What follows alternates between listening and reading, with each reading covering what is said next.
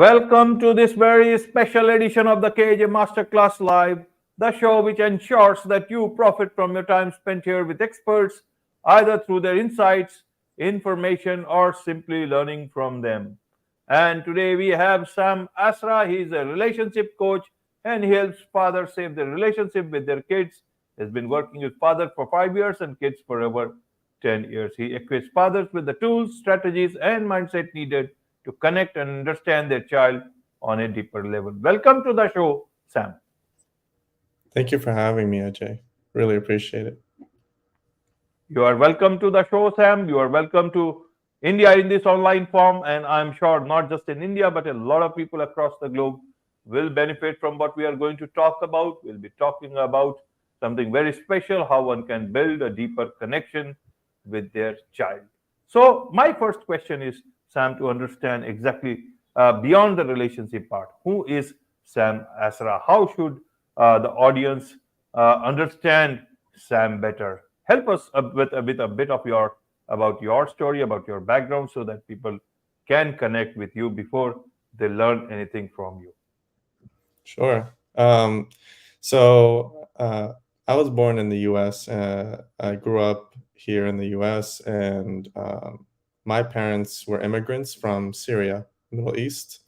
They immigrated here, and so it's really tough when you grew up in America and then you have immigrant parents. There's a very separation in culture. My father, unfortunately, was very strict, and he really had a hard time connecting with me. Unfortunately, not to get too deep into it, but he was abusive in a lot of ways, emotionally, physically, and to my mother and to me. So. Uh, what ended up happening is I grew up older, and I grew up, and I was able to eventually defend my mother, and help her get through, a separation, keep her safe. And he did a lot of evil things. And later, a couple of years down the road, there was a opportunity to reconcile, to start a new chapter, and he chose not to reconcile. He chose not to own his mistakes.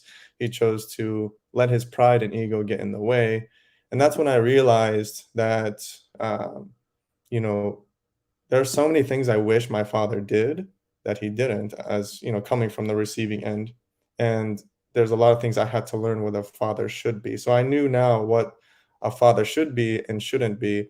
And I took that, started working with kids, started working with fathers, and really applying those things that I've learned and gotten great results with them. So that's why it comes from a personal story, the reason why I do this stuff, because I hate seeing, fathers like very good intention, but sometimes just don't know how to, communicate. They grew up a certain way, they were taught a certain way, their fathers were a certain way, you know what I mean? So now I'm here to help bridge that connection because I know, it's important. And fathers don't get a space like this. Where do fathers go to talk about this stuff? Business partners, they don't talk about this stuff. Men aren't really, there's no space for men to talk about their feelings. There's no space for men to really dive deep and be vulnerable or anything like that because it's considered weak by society. So I provide that space in my program where it's confidential, it's safe space, and we can really dive into that. Absolutely, Sam. Absolutely. Thank you for sharing your story in terms of finding a deeper or building a deeper connection with one's child. What do you mean by deeper connection? Because what I want to understand is exactly the nuance of that, the way you understand it. Secondly, in different cultures, Mm, connection is a bit different. In sure. your home country in Syria, things would be a bit different. The way people will show their love and affection in the Right. US is much more different. In my part of the country, in my country, it's a bit different. Fathers can tend to be very silent, but they can look to be strict, but their Right. love is always very different. So I want to understand your understanding of this deeper connection, so that Sure. different people who are listening to this or will listen to it also in the future can understand it through that, but also can, use it in the way they want to. Right. And you're absolutely right about different cultures showing different ways of love. I mean, if you ask my father, he showed love by providing, and that's very common in that region, in the Middle East. I'm sure India has some similarities. Very common for Yes. father to provide the house, the food, whatever. And that's, I'm showing you love. Look how much I work for you to give you a house, to give you education, to provide you whatever you need. So that's the way. But I found out that what kids really need, at least from my perspective and what I've seen, is a deeper connection means not just, of course, providing for you, but I think there's a deeper emotional component that's missing. That's why a lot of times moms are very close to their kids because they have this emotion. They're nurturing and they're kind of trained that way. From their mothers to how to raise children, how to be close to their children. Fathers are focused on providing. So, and in the U.S., I realized when this difference is I wished I had a connection such that I could come to my father and talk to him. I could come to my father and discuss with him something deeper than just, hey, how are you? And, see you later. And how's work? And, that's surface level, sort of small talk conversation. We never ever got into, deeper conversation about, uh, how to, let's say, romantic interests, or how to, deeper conversations about life, or him talking about his past. I didn't even know much about him, even because he kind of shelved that away. Maybe it was a sheltering effort, or maybe I wasn't ready, or whatever he felt. But I felt like it wasn't safe for me to be vulnerable with him. It wasn't safe for me to come and trust him that whatever I told him, he wouldn't freak out. That's something we learned in the coaching program is when a kid comes to you and tries to talk to you, it's called a test of trust. Meaning, I'm gonna come to you with something small. Hey, dad, don't be mad, but like, I went and tried alcohol the other day and this and that. And if dad blows up and say, "Are you kidding me? You went and drank and this and that. Are you kidding me? Like, are you like it's not the son I raised you?" Blah blah blah. Guess what? They're never going to tell you anything ever again. This was a test. Now, they're not going to tell you if something catastrophic happens. They're not going to tell you, if something, maybe something. They're going to, kids are smart. So it's a test. If a father said, "Look, son, let's have this talk," I'm totally calm.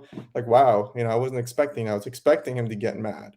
You know, I'm not saying you're not allowed to parent and not allowed to be mad, but there's a strategic way that you can get through to them and them still coming back to you and talk about, "Hey, I met a girl I really like. Hey, I want to start this business. Can we talk about it? Can we, what do you think?" When you don't have the safe space, you feel like, I don't really want to talk to dad about this. And some dads suffer from this. Some kids would rather talk to mom, and then dad hears it from mom and never hears it from their kid, and they think, why, so does that make sense? I mean, you can Yes, relate with that. yes, yes, Yeah. it does. I fully get it. I want to understand, especially for dads who look at their kids differently.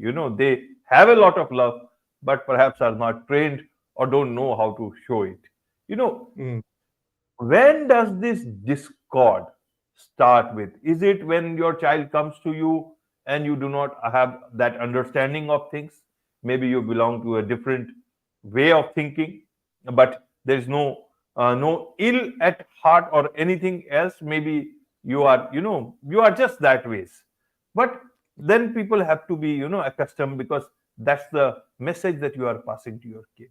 When does Right. this discord start happening, that uh, fathers or even parents, as parents, they can start looking at these things, so that the messaging goes right, whatever their background is, but their messaging towards their kid is always right. What is your understanding of this? I mean, I think as soon as, like the test of trust. As soon as a kid starts to want to open up to you, that's when they're testing the waters as to, can am I allowed to talk about this, you know? And again, negative reaction will just give them a feedback loop that says, you know what, that was negatively reacted. I'm going to avoid talking about that with him now. I'm going to try it with mom. Mom didn't freak out, so that's why I'm going to talk with mom about this. So that test of trust. I would also say, when a lot of fathers struggle with active listening, they struggle, really listening. And because one of the things I teach is curiosity, being curious, even if you don't get it. I don't get why, kids are doing TikTok. What's TikTok? I don't get it. I don't get why they're doing, what's this, new app. If a father, even if you don't get it, just download the app and just play with it. You know how much your kid would absolutely be thrilled, teenage kid or high school kid or college kid, if you sent them a TikTok that you found funny, they'd be like, "Dad, you're on TikTok? Are you serious?" Like, "Yeah, let me follow you. Yes, let me like your thing." Or, like, they would be cool. Or like a video game. You don't get it. You don't get why it's so fun. But like, if you try, I guarantee you that's so much more powerful than buying them a gift, or giving them money. I saw this firsthand when one of my mentors. He's, big entrepreneur, 7 8 figure guy, and his son does music and everything, and so he sent him a personal video, 30 seconds, took 30 seconds of a time, said, "I'm proud of you, son. He had his first show, and he's wishing him good luck. Good luck, son. I just wanted to show you I'm so proud of you. You know what I mean? You're gonna do great, this and that." And the son nearly cried. 30-second video. Then no money, no nothing. That's what I mean by deeper connection is, you know, that's what a kid really needs, is a father to be there for them, support them, listen to them. I think that is very powerful. And I told him that's worth 1,000 gifts that you just gave him. He will keep that forever. So that's what I'm kind of trying to get at with, you know, deeper connection with your child. Absolutely, absolutely. What are the things that you teach in your program? What are the other things, that parents, especially fathers, can do or think of doing in terms of, creating that deeper connection with their children? Help us Right. understand So, that, or is it just one communication, or there are so many things to life indeed? of course. So we talk about taking ownership, because a lot of times, and we as human beings do this. Like, even in business, right? You see the person who, let's say, uh, wants to grow financially, but then they blame the economy, they blame the taxes, they blame this, they blame that. It's because of this. I'm not educated. That's why I'm not. I've been in the same place for 10 years. We apply the same concept to relationships. So we do not blame other things. We take ownership of everything that happens. You can't say, well, let's say you're divorced, and you say, well, mom is telling him all these things, or telling her all these things, or he's just not replying and I just stopped trying. Or, you know what I mean? We don't take ownership and say, you know what? It's on me. What can I do? Because when you say, well, he just doesn't reply, so I'm just gonna stop, it stays there. Nothing happens, no progress happens. Or if you say, you know what, I'm not close with my kid because, their personality is just different, and there's no problem solving, there's no adaptation, there's no change, because we just leave it there. But if we say, no, it's on me, I need to communicate more effectively to him, because it's not that he's not listening, it's that maybe I'm not communicating in a way that he understands.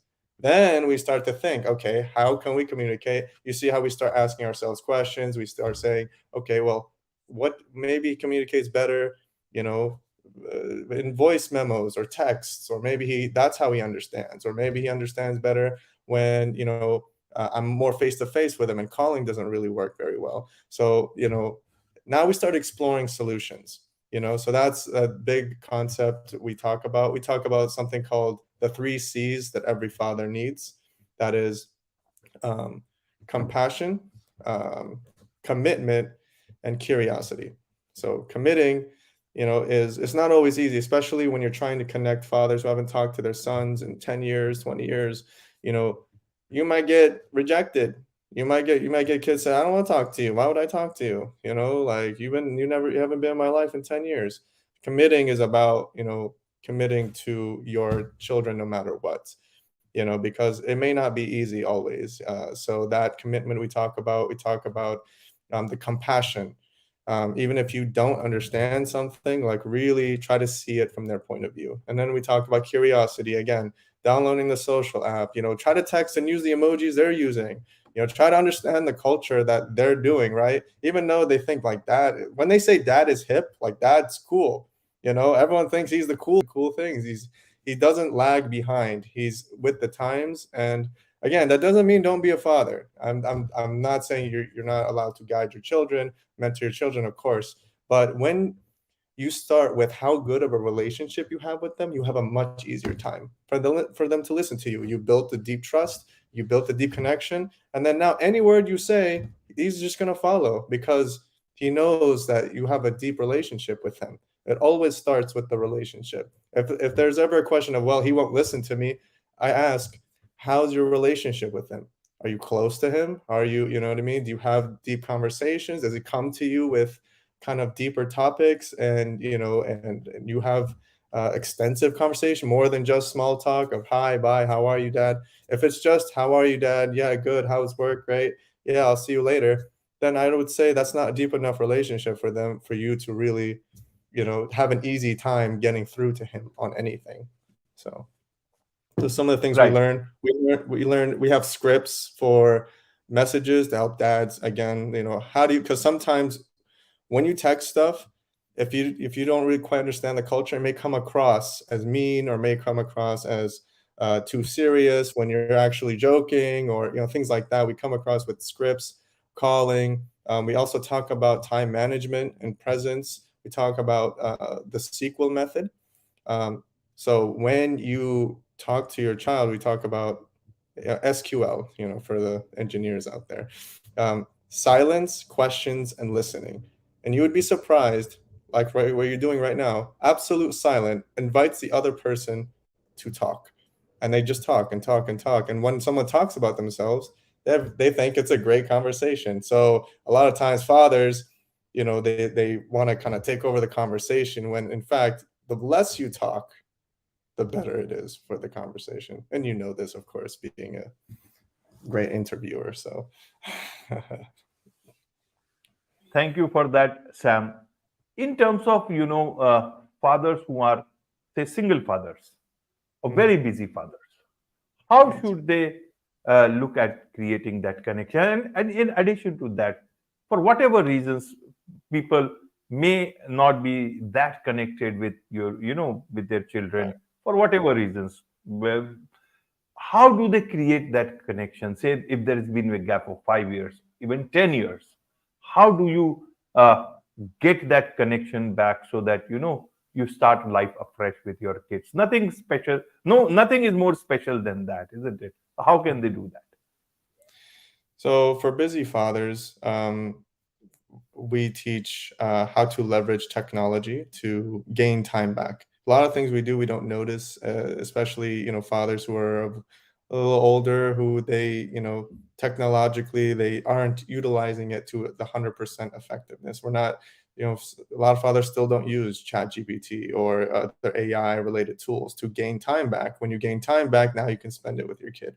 Or when maybe there's something that you really should automate or delegate, and so we help our clients as well, gain time in their week to come and then be able to spend it. So if time's an issue, then we can figure out how to gain time back, in terms of that.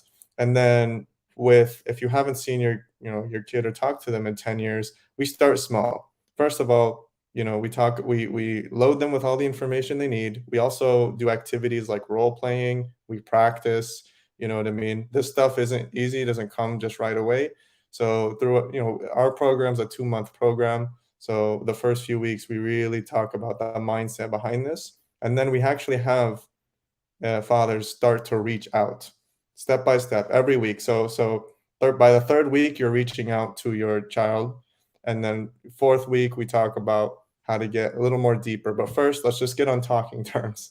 If we can say hi, bye, that's a great thing. If you haven't said that before, that's huge progress.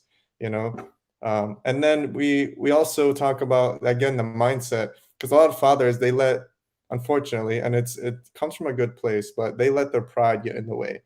Especially in the Middle East, I find that fathers, men in general, have a hard time admitting they're wrong and taking. This is why I talk about taking ownership. And what they don't understand is when they do that, um, they leave their kids defenseless because they can't. There's no rebuttal. If I say, if I'm a father, I come to you and say, look, son, like, we haven't talked in 5 years. This is all my fault. I actually enrolled in a coaching program. I'm working on it. I want to make it right. What's the kid gonna say? No, screw you, dad. Like, most of the time they're not. They're most of the time like, oh, dad, like, I'm sorry too. This and that and the other. We call that mirroring, by the way. When one person does a thing such as open up or be vulnerable or apologize, the other person usually wants to do the same thing. So we teach that as well in the coaching program. So yes, we start with that, but that's the hardest part. That mindset of saying, admitting you're wrong. No way I'm wrong. How's it my fault? No way, there's no way she did this. He said that, they're like this, there's no way. Like, I did so much for them, but again, then we get to the question of, well, what do you care about more? A relationship with your child or your ego being bruised? And look, it may not all be on you, but by taking everything on you, you now control the narrative. You now control your story and your destiny, even though it's hard, and this is the hardest part. If you can get through this, everything else is easy. If you can admit that, look, I'm going to make it right no matter what, it doesn't matter what anybody else said. It's all on me now to do it. So this empowers the fathers, because a lot of fathers feel helpless, thinking it's some other external factor that needs to happen for anything to change. It's like, no, you can do it yourself by taking ownership. So yes, jam packed Right. this program. Right, Sam. Let me ask you one important thing for the audience. Life is not fair. Relationships are also, they don't always start very good. Sometimes it does not go well. Many a times, a child who is more attached with the mother, and the father-mother relationship is not going great. In terms of several times, it can be that uh, at home, the child is getting only one side of the story about things Right. from the mother, and Very the common. father is busy in his own life. He is aware. He's not aware, but he does not know how to handle these things, and already the Right. child is close to the mother. How does he create his space, as well as at the same time he does not come out to be accusing the mother in that, and then that relationship goes differently, people Of separate. course. How do you look at that part of the relationship, and as a father or even a mother, how should they look at handling these things? So this is very common, especially when there's a divorce that happened that's very ugly, and it's not a peaceful thing. And again, mother, usually usually in courts in general, they favor the mother as far as custody matters go. That's unfortunate as well. So yeah, you're absolutely right. That situation definitely happens. I would say, never again, this is about taking ownership and saying, you know what, like, it's by not pointing fingers at mom and just saying, like, I want to make this right, and, like, no matter what anyone says, I want to make this right. There's a very high likelihood that the child will give you a chance, because and if that's still not happening, then we may take other measures of sending them a letter, coming to them in person. We may do something. You know what I mean? We may take more things to show them how much we care, and then you need to show that mom is wrong. You can't say that mom is wrong, because now it's her word against yours, and because he's in the son or daughters in mom's household, she has the home field advantage. She has the upper hand. You're gonna lose that. you know but if you say, hey son, let's say, um, hey son, I know you wanted to, you really need to try to save up money for a car. I want to pitch in $500, whatever. I want to pitch in for it. No, don't worry about paying me back. I just want to support you. You keep doing that, there's gonna be like, stuff like that. It doesn't have to be monetary, but the point is, you could send them a video saying, hey, uh, congratulations on your graduation, or good luck on your test, or do these things. And then by itself, it's like, how can dad be that bad if he's sending me all this support? You know what I mean? Instead of saying, well, mom, mom's lying and mom's not telling you, you're just showing. Don't attack mom, don't worry about mom. It's you and your son or daughter. And by doing that, then once you build some rapport, you could say, hey, like, why don't we go out Friday night? Even if mom says absolutely not, you know that also depends on the age of the kid, right? If it's like 11-year-old, 10-year-old, may not have the power to go. But if dad has custody, also shared, a lot of times you have shared custody, right? Most of the time. So that's your opportunity to also show, if a lot of times, if son daughter has an amazing time every time they come to you, like the two, even if it's 2 days a week versus 5 days with her, she has total a lot of time, to be with kid, and to manipulate them and talk bad about you and whatever. But the 1 or 2 days that you like, absolutely a blast, you're actively listening, they feel heard, they can come to you, and it doesn't have to be expensive. Again, you just not don't focus on money. Of course, if you have it, goes, whatever. But it's more important the emotional connection. Because my father, what happens is, he was very generous in gifts. He would buy us gifts all the time, but he would buy gifts after he did something bad to us. You know what I mean? And it was his way of saying, I'm sorry, and this and that. And it got to the point where gifts didn't have meaning anymore. It was like saying, it's like someone who says, I love you too much. It loses meaning. And now, like, I wanted a deeper connection. Like, I don't want your gifts. Don't buy me anything. I want you to listen. I want you to you know what I mean? Have real conversation with me, and really make me feel like I've been heard, type of thing. So that's more important in a kid's eyes. They need a father. They need a guiding mentor. They need a father figure. They don't need an ATM machine. So that's my piece there, my advice.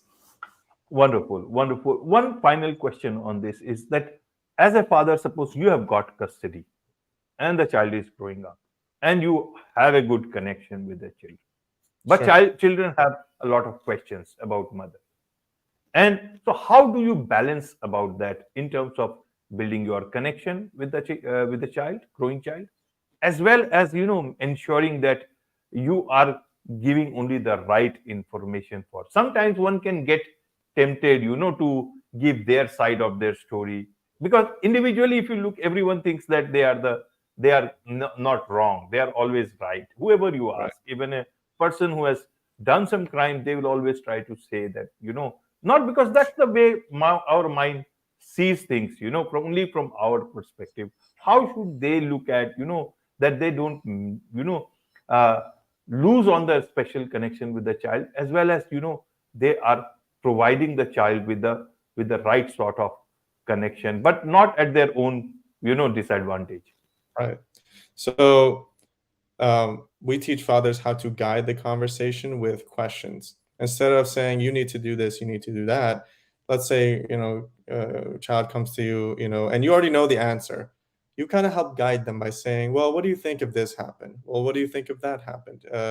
You know, for example, like, hey, I mean, do you have an example of like something your son might come to dad with, and you're trying to give them the right advice?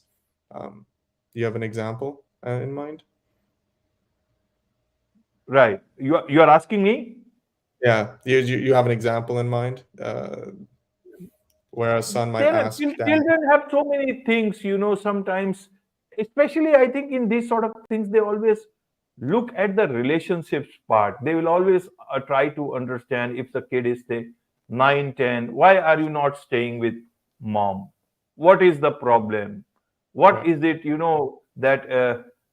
that I see my friends staying with their family. I'm looking at much more from a Indian perspective, though I want it to be relevant from India. We sure. don't, with thankfully, we don't have that much of high divorce rate. But then this Right, discord is increasing everywhere, and in right, that aspect, many a times you got to also ensure that not just your version, but the right version is inculcated in the child, because it's going to be detrimental, and the child is very precious to you. This is a tough situation because it really depends on what you also perceive your ex-wife to be as well. Is she a good person, just didn't work out, or is she actually evil person that you don't want your son, daughter anywhere near? You know, and so again, I would guide the conversation, because if you start accusing or saying, well, mom's just a bad person, and you try to do manipulate that, um, I don't think they're going to explore, mom, and say her side of the story. I think guiding them with questions and say, well, what do you think? Why don't you go see mom? And like what you were doing is just question after question after question, and then silence, question, listen. Like we sit, we just like, really listen. And when we listen, don't be on your phone, don't be texting, don't be having a half conversation somewhere else. Don't be even doing laundry. Don't be doing any of that. Like sit with them eye to eye and say, okay, son, like why, what's wrong? What's going on? Like why? Or if he asks, hey, like why am I mainly seeing you and I don't see mom? Um, there's no easy way to say it, but I think avoiding, um, just like sticking to the facts, avoiding opinion as much as possible of what you think of her. You know what you think of her. Um, do they need to know what you think of her? You know what I mean? Is a question I think you should ask yourself, versus this the facts. Like, hey, it didn't work out, so sometimes that happens. It's not a big deal. And I don't know what the custody situation is, if like uh, son daughter is seeing mom. So just like, yeah, that's, and this is the system. What happens when, sometimes like mom and dad don't get along, and that's, I feel like just being honest. I think being honest and not sheltering them, because if you shelter them, they find out anyway, and sheltering them does no good. Uh, Maybe tell them at the right age, when they kind of start to understand. But I feel like don't shelter your kids, because this is the real world and they will eventually get there. So if you shelter them, they will not know how to deal and be naive, and people will take advantage of them. And find themselves in situations and you think it's obvious, but they never you kept sugarcoating and sheltering. So I think just being very honest with them is my advice. Absolutely. There is much to learn about relationships, about all these things, especially the relationship between your child and you. And for that, you are the expert, you are the relationship coach. So people who want to learn more from you about relationship, or how can they have a deeper connection with their child, what is the best way for them to do so, Sam? They would like to reach out to me. Yes. Yes, I have provided a link, I believe, through this podcast. So that's just a breakthrough call. We'll discuss your situation and see how I can help. And there's no pressure, nothing like that. It's just how to bring you more value, and just giving you clarity on your situation. That's all it is. So feel free to book the times, a Calendly type of link. You get whatever time works for you. So I look forward to helping. Wonderful. Wonderful, Sam. With this, it's a wrap on this very special edition of the KAJ Masterclass Live. Thank you so much indeed for joining us. Thank you for having me.